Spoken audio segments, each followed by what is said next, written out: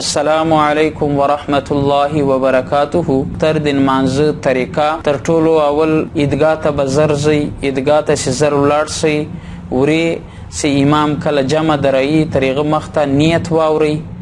2 رکعاته لمونځ ده لکه د جمعې دغسې لمونځ ده، لیکن شپږ تکبیره به دې کې زاید دي. نو دا نیت به داسې کوي چې 2 رکعاته لمونځ کم د غټ اختر یا عید الاضحی سره د شپږو تکبیرو زوایدو واجب اقتدا به د امام وکړي. کله چې د امام اقتدا وکړي تر هغه شاته به امام الله اکبر ویایي، تاسې هم الله اکبر نیتونه وتړئ. تر هغه وروسته به امام تر الحمدلله مخته 3 وارې الله اکبر الله اکبر الله اکبر ویایي. تاسې به هم 3 وارې الله اکبر الله اکبر ویایي. لاسونه به پورته کوئ، پرې به دی، بیا به لاسونه پورته کوي، بیا به پرېږدئ، بیا چې لاسونه پورته کوي 3م تکبیر کې بیا به یې پرېږدئ، ته به یې وتړئ په نامه کته، تر نامه کته چې وتړئ. امام به الحمدلله رب العالمین قرات شروع کړي.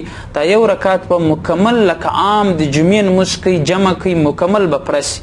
امام چې له سجدې راپورته سي ولاړ سي 2م رکعت ته، نو دا 2م رکعت به امام پره وکړي، پرس یې وکړي، تر رکوع مخته به 3 تکبیرونه نور ویایي.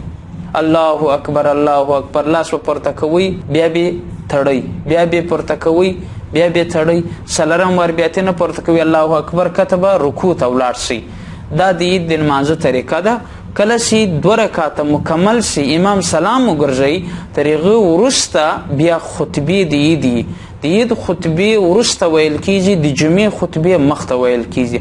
لہذا د خطبو ته غوږ ونیسئ، دا واجب ده، ضروري دي. کله چې خطبې واورئ بیا له الله رب العزت دعا وکئ، ماتم دعا وکئ، امت ته دعا وکئ، امت مسلمه ته دعا وکئ، ټولو خلکو ته دعا وکئ.